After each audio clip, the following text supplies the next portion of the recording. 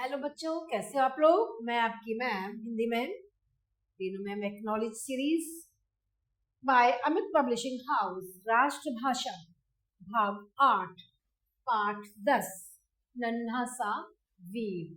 नन्हा सा वीर जानते हैं इसके बारे में। रात के ठीक 3 बजे थे, ठीक है, जब गाड़ी रतनगढ़ स्टेशन पहुंची। जो ये लेखक हैं जिन्होंने लिखा है इसको, वो खुद बता रहे हैं कि रात के 3 बज रहे थे। उनकी जो यात्रा थी वो 3 बज रहे थे। 3 बजे स्टेशन पर गाड़ी आई और वो वहां से जो लोकल बस अड्डा होता है, स्थानीय बस अड्डा, वहां उनको जाना था। 3 बजे उनकी गाड़ी रतनगढ़ पहुंची थी। कहाँ पहुंची थी? रतनगढ़ पहुंची थी। वो ज्यादा दूर नहीं था। लेखक कहने लगे कि हम पैदल ही चल पड़े। उनके साथ, लेखक के साथ कौन कौन थी? उनकी माँ थी, उनकी छोटी बहन थी और उनका छोटा भाई भी था। रात के 3 बज गए थे। हालांकि स्टेशन से बाहर निकलने पर कुछ थोड़ी बहुत चहल पहल नजर आ रही थी। ये चहल पहल रिक्शा किस किस की थी? रिक्शा वाले थे, टांगे वाले थे। बस स्टैंड पर तो ऐसे ही होता है, यही सब लोग मिलते हैं। थोड़ी दूर पर ही कुछ चाय वाले खोखा लगाकर बैठे हुए थे। खोखा क्या होता है? छोटी सी एक बनी हुई आर्टिफिशियल सी दुकान बनाए रखते हैं, उसको खोखा कहते हैं। तो चाय की दुकान लगा रखी थी लोगों ने। माँ के कहने पर हमने सबसे पहले चाय पीने का निश्चय किया। लेखक ने कहा, माँ ने कहा कि चाय पियो, तो हमने चाय पीने का मन बनाया अपना। और ये लेखक कह रहे हैं, मैं ये बात तो बताना ही भूल गया आपको कि हम रतनगढ़ किस लिए आए थे। हम रतनगढ़ इसलिए आए थे कि रतनगढ़ से कुछ ही किलोमीटर दूर पर एक सालासर मंदिर है। आपने बच्चों नाम सुना होगा। वो किसका मंदिर है जानते हो? वो हनुमान जी का मंदिर है। तो वहां हनुमान जी के मंदिर उन्हें जाना था। और क्योंकि हनुमान जी के सालासर के मंदिर की बहुत मान्यता है, तो वहां दिल्ली से हमें सीधी रेल नहीं मिल पाई थी, तो इसलिए वो लोग रतनगढ़ होते हुए वहां से सालासर जाना चाहते थे। सालासर जाकर हमने क्या करा? लेखक ने बालाजी के दर्शन किए, भगवान हनुमान जी के, और रतनगढ़ वापस लौट आए। वहां से हमें इन लोगों को बीकानेर जाना था, लेखक लोगों को। तो वहां मेरी मौसी रहती है। लेखक ने कहा वहां उनकी मौसी रहती है। तो जब वो रतनगढ़ लौटे तो रात के क्या बज गए थे? 12 बज गए थे। स्टेशन पर जाकर पता किया तो पता चला कि बीकानेर जाने वाली जो गाड़ी है वो 4 बजे जाएगी। तो सारा समय स्टेशन पर ही बिताने का उन्होंने निश्चय किया। पहले उन लोगों ने खाना खाया और फिर कुछ इधर उधर की क्या करने लगे? बातें करने लगे। स्टेशन पर ही बैठे थे वो लोग, क्योंकि उन्हें बीकानेर जाना था। तभी जब वो बैठे हुए थे स्टेशन पर, तभी एक छोटा सा बच्चा उनके पास आया और बोला, बाबूजी जूते पॉलिश करवा लो। तो लेखक कह रहे, मैंने कहा नहीं।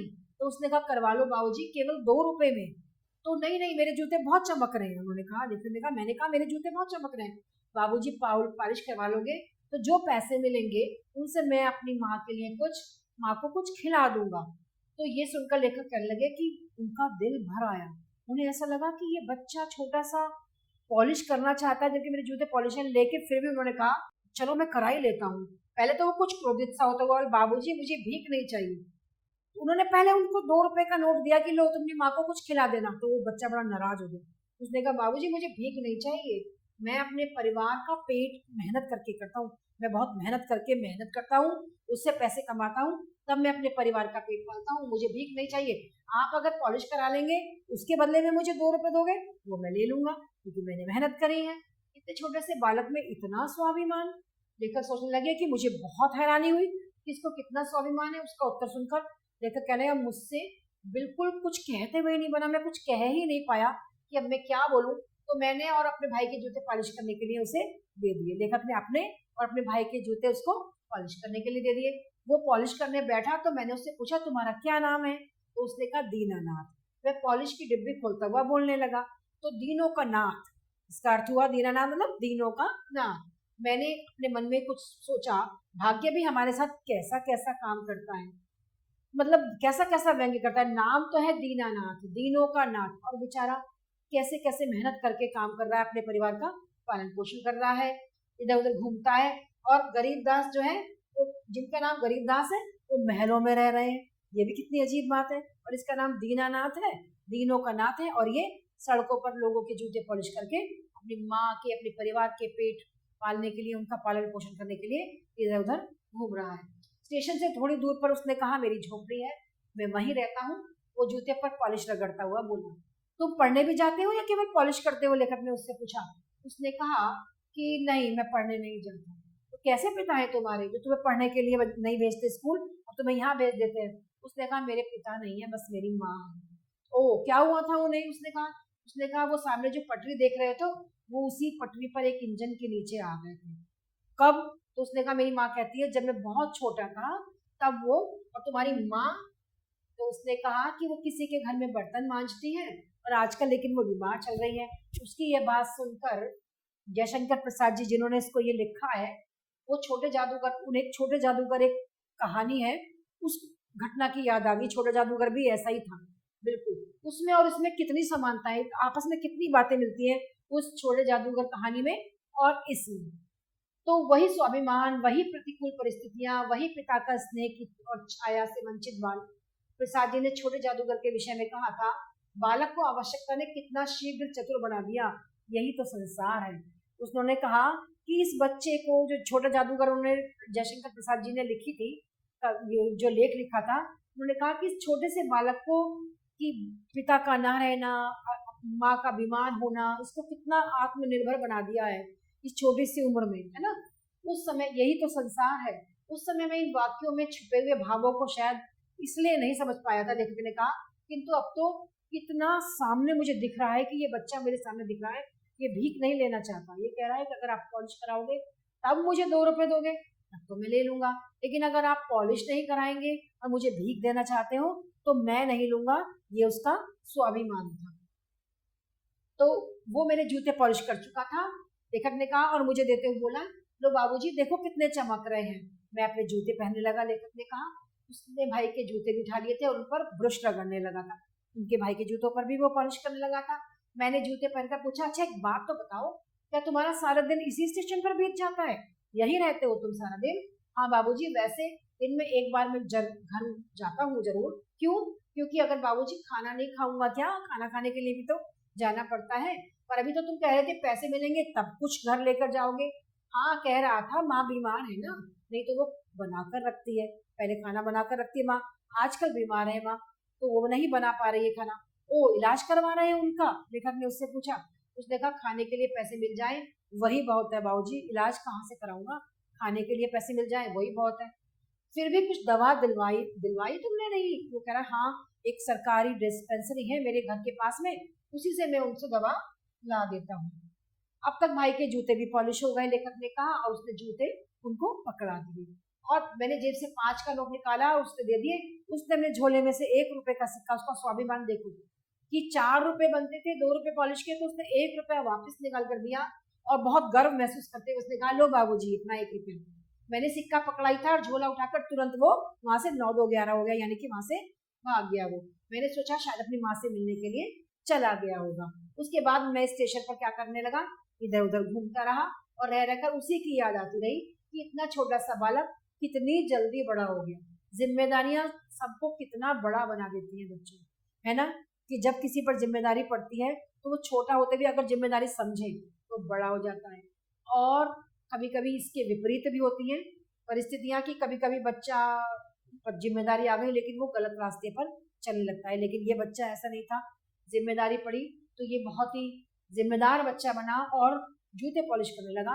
अगर 2 रुपए जूते पॉलिश करने की कीमत थी तो वो 2 रुपए ही लेता था, इससे ज्यादा वो उससे पैसे नहीं लेते थे। उसके बाद 4 बजे गाड़ी आई और लेखक लोग बीकानेर चले गए। हफ्ते भर ये लोग वहां रहे बीकानेर। उसके बाद फिर दिल्ली वापस इन्हें लौटना था और फिर ये वहां स्टेशन पर फिर आए। जिस दिन सुबह हम गाड़ी में बैठे, लेखक ने कहा, अचानक उन्हें वो घटना याद आ गई कि वो बच्चा आया था और उसने जूते पॉलिश किए थे। जब गाड़ी रतनगढ़ स्टेशन पहुंची तो लेखक ने कहा, मैं खिड़की के बाहर किसी बच्चे को ढूंढने लगा कि वो बच्चा दिखाई नहीं दे रहा, उसी को ढूंढते रहे वो। तभी गाड़ी से उतरकर मैं उनको ढूंढने लगा, मुझे एक पेटी दिखाई दी। लेखक ने कहा एक पेटी दिखाई दी, जूते पॉलिश करने वाले एक पेटी रखते हैं ना, तो मैं उसके पास गया। अचानक वो आया और मुझे देखते ही वो एकदम से खुशी से कूद पड़ा। कहने लगा, अरे आप यहाँ, आप तो चले गए थे ना? तो हाँ मैं तुमसे मिलने आया हूँ। मुझसे? हाँ तुमसे, क्यों?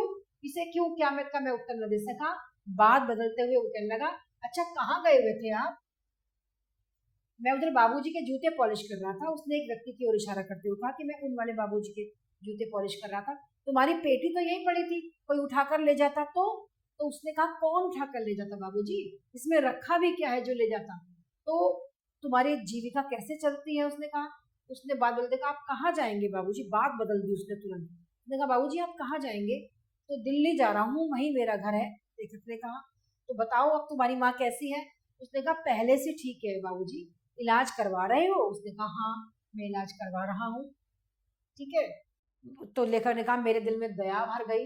मैंने जेब से 100 का नोट निकाला और उसे देना चाहा। मेरे हाथ से 100 का नोट देखकर वो बोला बाबूजी पॉलिश करवाओगे?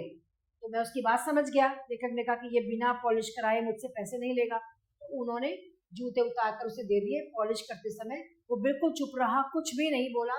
शायद वो ये समझ गया था कि बाबूजी जो है उसे 100 रुपए देना चाहते हैं, लेकिन इसके उसके स्वाभिमान को इस बात से ठेस पहुंच रही थी कि मैं बिना काम करे पैसे नहीं लूंगा। तो उसने कहा बाबूजी जूते पॉलिश कराओगे? तो जूते पॉलिश कराने के लिए तो उन्होंने जूते दे दिए।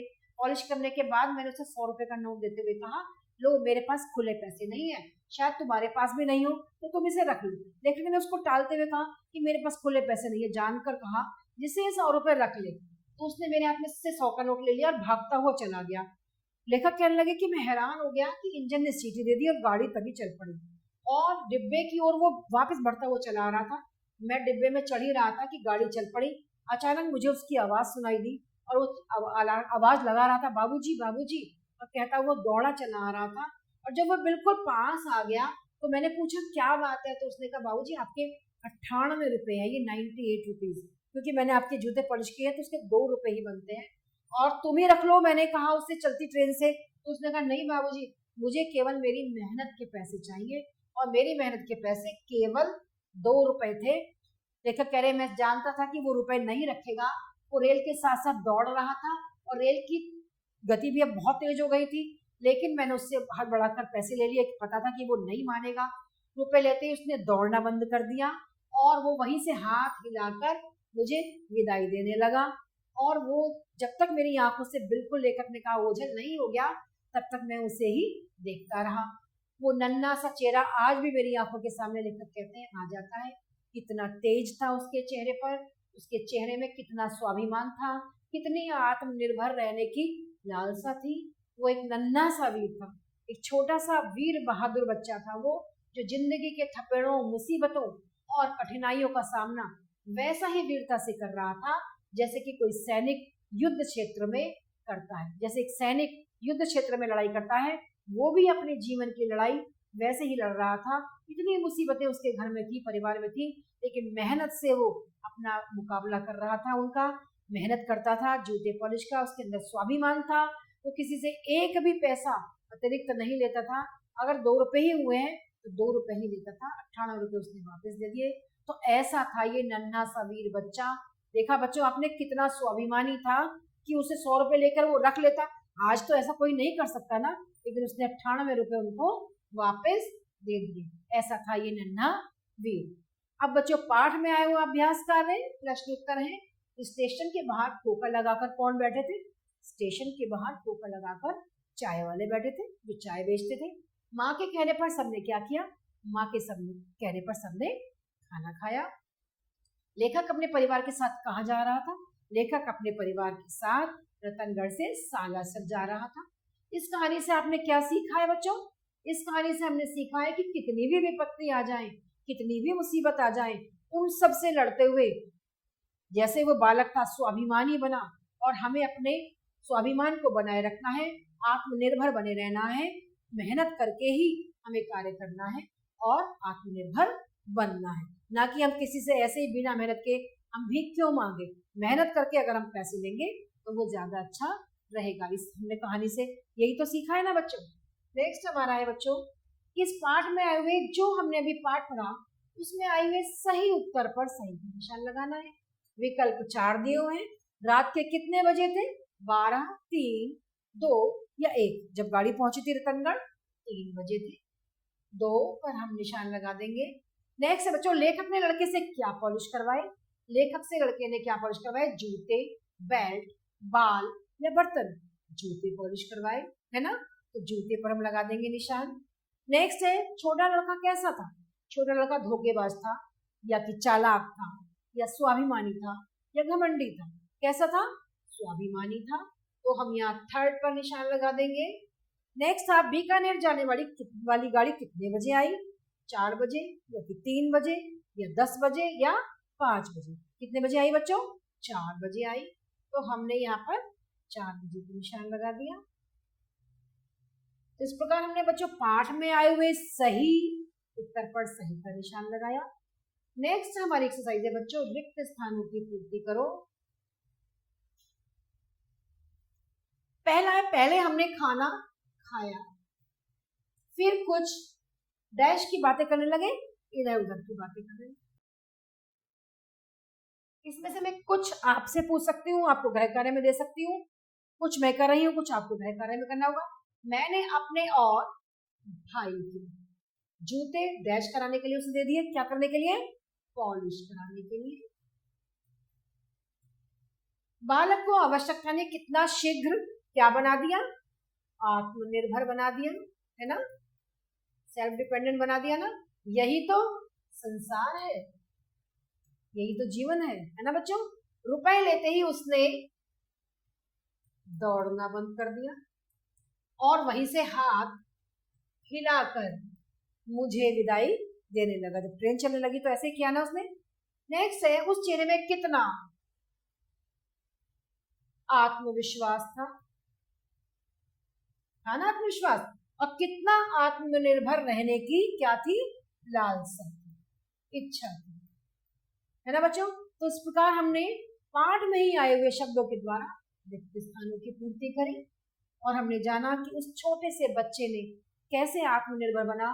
उसने वो रास्ता अपनाया जिससे कि वो अपने परिवार का पालन पोषण मेहनत के साथ, ईमानदारी के साथ कर सके।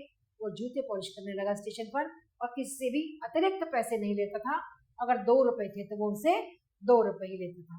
तो बच्चों आपको पता लगा कि स्वाभिमानी और आत्मविश्वासी होने के लिए मेहनत करनी पड़ती है, ईमानदार बनना पड़ता है, जो हमें सबको करना चाहिए। तो नेक्स्ट पार्ट में आपसे हम फिर मिलेंगे, तब तक के लिए आभार।